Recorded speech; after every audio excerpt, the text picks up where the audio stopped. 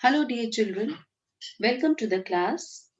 In today's class, we'll be solving certain practical problems based on interest on capital from the chapter Accounting for Partnership Firm Fundamentals.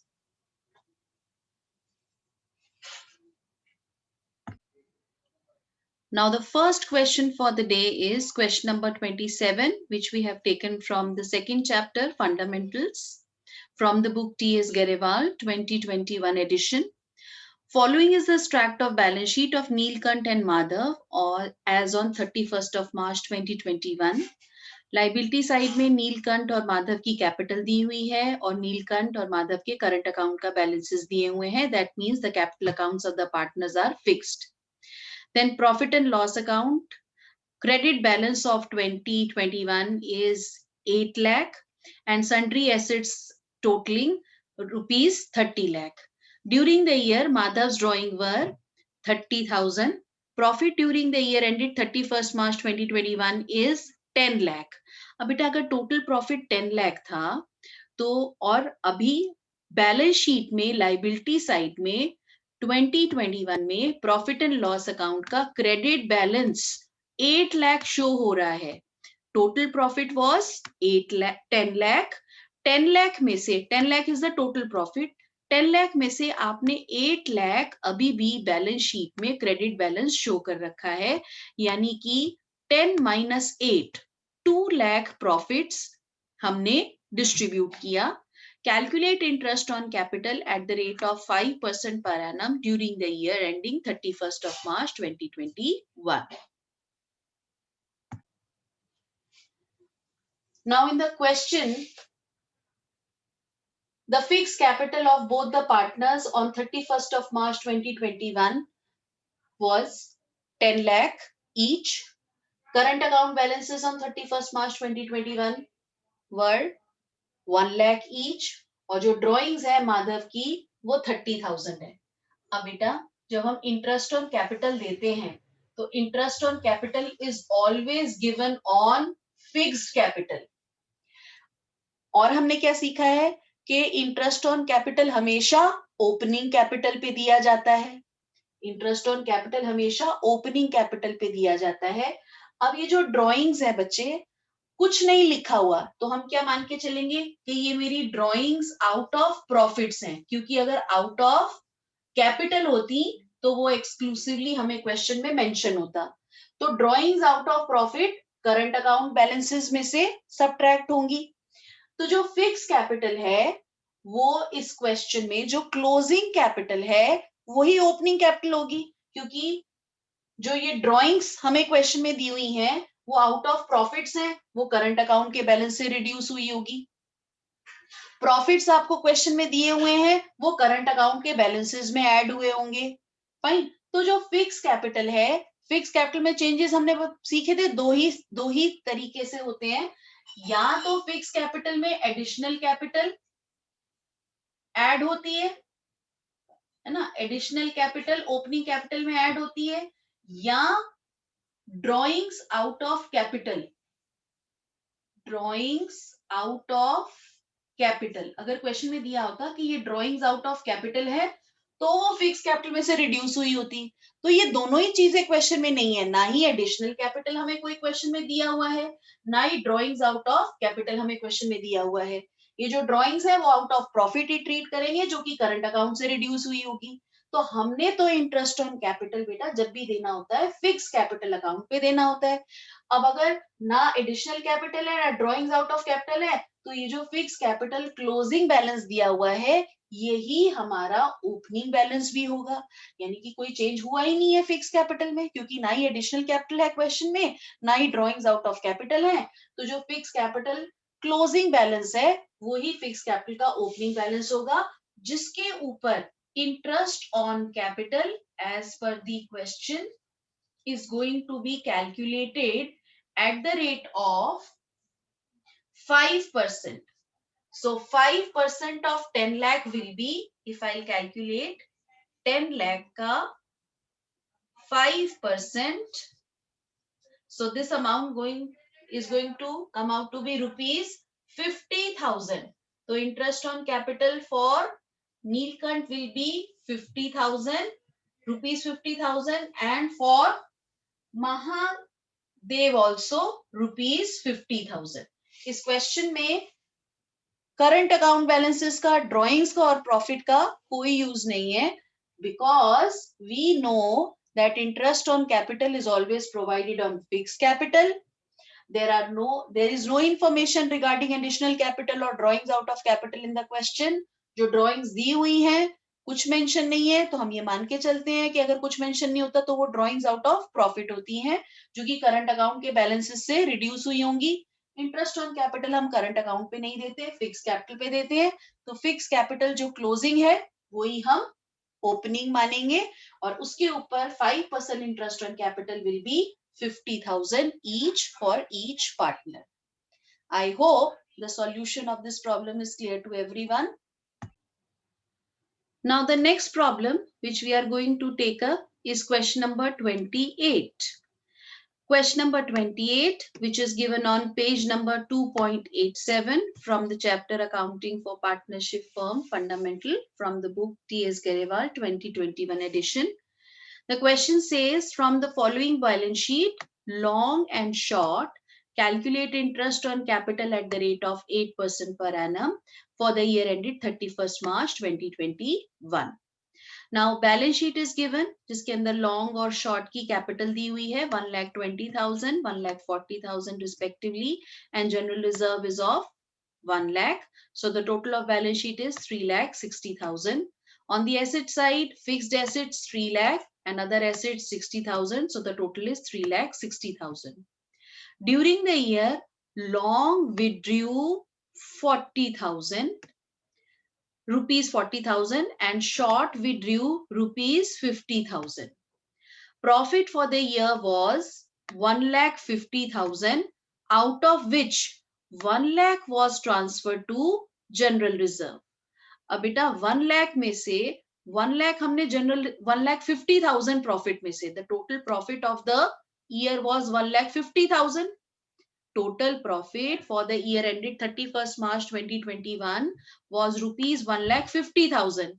इसमें से हमने 1 lakh general reserve में transfer कर लिया, तो obviously जो बाकी बचा 50,000 है वो हम पार्टनर्स के कैपिटल अकाउंट में ट्रांसफर कर चुके हैं. So let us see the solution of this problem. So let's begin with the solution of this problem. Problem number 28, given on page number 2.87 from the book T.S. Garewal 2021 edition. अब बेटा जो आपके पास long और short की capital दी हुई है वो क्लोजिंग कैपिटल है as on 31st of March 2021. Long की कैपिटल है 1,20,000 और शॉर्ट की कैपिटल है 1,40,000. फाइन. अब ये जो कैपिटल अकाउंट्स है बेटा, ये हमारे जो बन रहे हैं, again if nothing is given in the question तो हम ये मान के चलते हैं कि ये फ्लक्चुएटिंग कैपिटल अकाउंट मेथड से बन रहे हैं, क्योंकि अगर कुछ नहीं दिया हुआ, फिक्स कैपिटल और करंट में कोई डिस्टिंक्शन नहीं दिया हुआ, एक ही कैपिटल अकाउंट है, so these are fluctuating capital accounts. तो क्लोजिंग कैपिटल को अराइव करने के लिए या क्लोजिंग कैपिटल पे आने के लिए इसके अंदर क्या हुआ होगा, ड्रॉइंग्स इसमें से सब्ट्रैक्टेड हुई होंगी, तो हम ओपनिंग कैपिटल निकालने के लिए ड्रॉइंग्स ऐड कर देंगे. See, objective is to calculate interest on capital और हमें पता है कि interest on capital is always given on opening capital.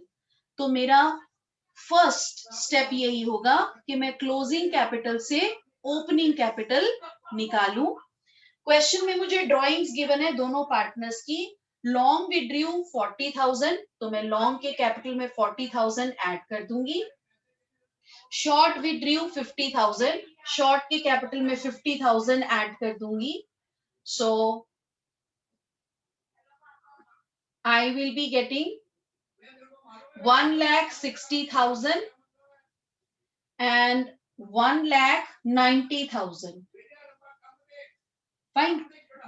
अब क्वेश्चन में दिया हुआ है बेटा कि हमारे जो टोटल प्रॉफिट्स हैं of the financial year, total profits of the financial year it's given to us is 1,50,000. जिसमें से हमने 1 लाख जनरल रिजर्व में ट्रांसफर कर दिए। और आप देखो जनरल रिजर्व बैलेंस शीट में हमें नजर भी आ रहा है 1 लाख का। तो 1 लाख के अगर हमने जनरल रिजर्व में प्रॉफिट्स ट्रांसफर कर दिए हैं, तो मेरे पास जो नेट डिविजिबल प्रॉफिट बचा, जो कि पार्टनर्स के कैपिटल अकाउंट में डिस्ट्रीब्यूट हुआ होगा, that was 50,000। And 50,000 should have been distributed among the partners in equal profit sharing ratio, as in the question no profit sharing ratio is being specifically given। यानी कि ये जो 50,000 का profit है, long और शॉर्ट की कैपिटल में equally divide हुआ होगा। तो हम प्रॉफिट्स को रिमूव कर देते हैं। अगर मैं प्रॉफिट्स को रिमूव करूंगी 50,000 each, sorry 50,000 divided by 2, that is 25,000 each. So 1,60,000 minus 25,000, 1,90,000 minus 25,000. So the resultant figure is, so if I'm going to subtract 25,000 from 1,60,000, I will be getting 1,35,000. And if I'll be subtracting 25,000 from 1,95,000, I will be getting 1,65,000. So this is going to be our opening capital. This will be opening capital of long and short, and we know that interest on capital is provided at the rate of 8% per annum. It is provided at the rate of 8% per annum. So 1,35,000, अगर बेटा हम calculate करते हैं 8%, fine, and for 1,65,000 for opening capital of short, interest on capital is provided at the rate of 8% per annum.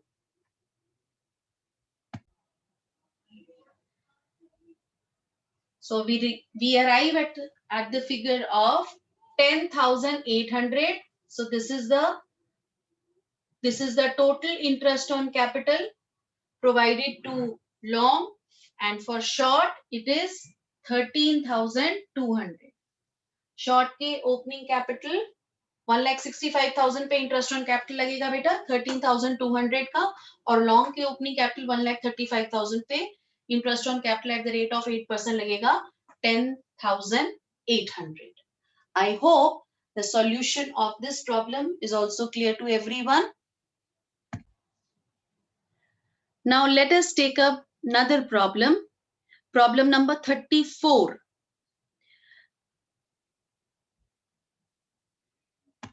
According to the question, X and Y are partners in a firm and X is entitled to a salary of rupees 10,000 per month.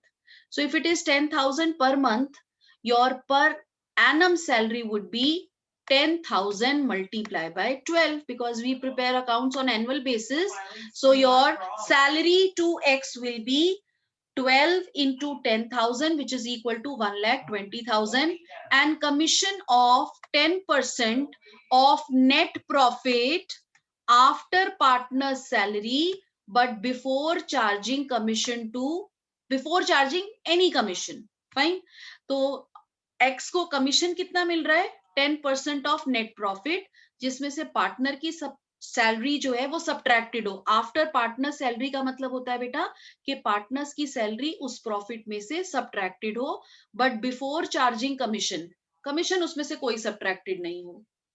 Y is entitled to a salary of 25,000 per annum. यहाँ तो salary per annum ही दी हुई है Y की, and commission of 10% of net profit after charging all commission and partner salary. और Y को जो commission देनी है वो कितनी देनी है 10% ऑफ नेट प्रॉफिट। कौन सा प्रॉफिट? जिसमें से पार्टनर्स की सारी कमीशन और सारी सैलरीज डिडक्टेड हो। Net profit before providing for partner salary and commission for the year ended 31st March 2020 was 4,20,000। मतलब ये net profit जो हमें गिवन है, इसमें से पार्टनर की ना ही सैलरी और पार्टनर्स की कोई कमीशन सब्ट्रैक्टेड है. This is the total net profit जिसमें से पार्टनर की सैलरी या कमीशन कोई डिडक्टेड नहीं है. Now we have to show distribution of profits.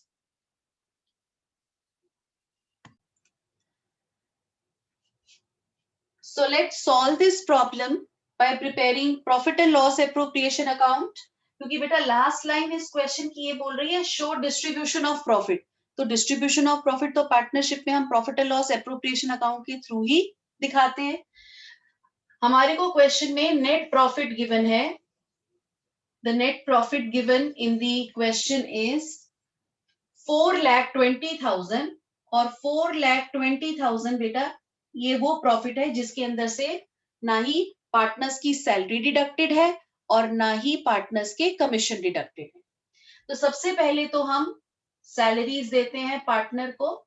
So to salaries account, to partners X की सैलरी हमने बताया था that was 10,000 per month. So 10,000 into 12 was 1,20,000 and Y salary was 25,000 per annum. Fine. So the total salary of both the partners will be 1,45,000. Fine. Then we need to give the commission to both the partners. अब commission के लिए क्या condition है? X की commission बोल रहे हैं as per the language. X is going to be entitled to the commission of 10% of net profit.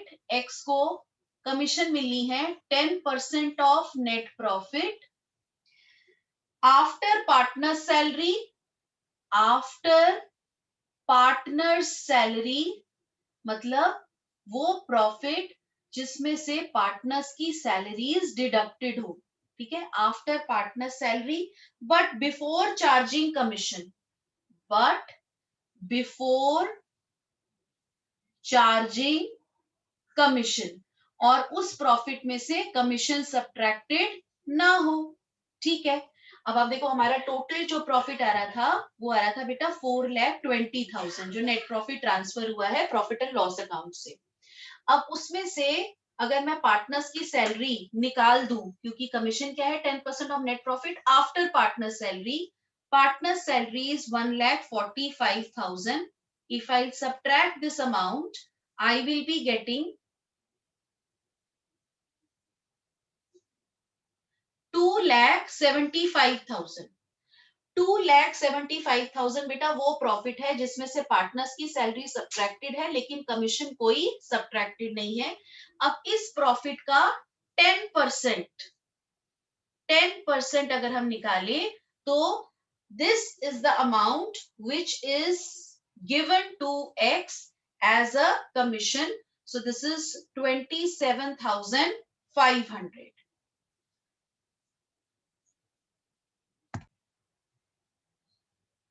Now let's calculate commission, value of commission given to Y. Y के लिए बेटा लिखा हुआ है कि Y को हमने कमीशन देनी है 10% of net profit. अब कौन सा net profit? After charging का मतलब उस प्रॉफिट में से सब्ट्रैक्टेड हो. क्या सब्ट्रैक्टेड हो? After charging all commission means X की कमीशन भी और Y की कमीशन भी. फाइन. एंड पार्टनर्स सैलरी और उसमें से पार्टनर की सैलरी भी सब्ट्रैक्टेड हो. तो बेटा 1,45,000 पार्टनर की सैलरी थी. टोटल प्रॉफिट हमारे पास 4,20,000 का था जिसमें से if I am going to subtract total salary of both the partners 1,45,000, I will be getting a figure of 2,75,000. अब बेटा 2,75,000 में से वो कह रहा है Y की कमीशन हमने वो 10% ऑफ नेट प्रॉफिट देना है जिसमें से कमीशन भी सारी सब्ट्रैक्टेड हो. तो X की कमीशन तो हम कैलकुलेट कर चुके हैं. तो X की कमीशन अगर मैं सब्ट्रैक्ट करती हूँ 27,500 I will be getting the figure of net profit, which is after charging partner salary and X commission. You know, I'll be getting the profit as 2,47,500. अब ये प्रॉफिट कैसा है बेटा, जिसमें से पार्टनर्स की सैलरी सब्ट्रैक्टेड है और एक्स का कमीशन, इसमें दोनों पार्टनर्स की सैलरी सब्ट्रैक्टेड है और एक्स का commission is also being deducted from this profit. We need to calculate what is going to be the commission of Y. So हम क्या करते हैं, अगर after charging commission होता है तो this is the net profit. After charging salaries and X commission, तो इस profit का 10/100 plus 10, the rate is also being added in the denominator. So this is going to be 10/110. 100 plus 10 is 110. So if I'm going to simplify it, I will be getting rupees 22,500. So this is the amount of commission which is paid to Y, 22,500. So the total commission paid to both the partners will be 50,000. Fine. The total commission paid to both the partners will be 50,000. And finally, we are left with, now if we are going to subtract all the appropriations from 4,20,000, we are going to get net divisible profits, which is distributed between the partners in their profit sharing ratio. Since the profit sharing ratio is not given, so we are going to divide the profits among X and Y equally, that is 1:1. The net divisible profit is 2 lakh. If I'm going to subtract 1,45,000 and 50,000 from 4,20,000, we'll be getting a figure of 2,25,000. 2,25,000 and 2,25,000 बेटा जब हम equally divide करेंगे X और Y में, so each partner will be getting 1,12,500 as his share of net divisible profit. And this is how the distribution of profit is going to take place between X and Y in the form of salary, in the form of commission, and in the form of net divisible profit. I hope that the solution of this problem is clear to everyone. That's all for today from my side. In the next class, we'll be taking up next topic, how to calculate interest on drawings, on partners drawing. That's all for today from my side. Thank you very much.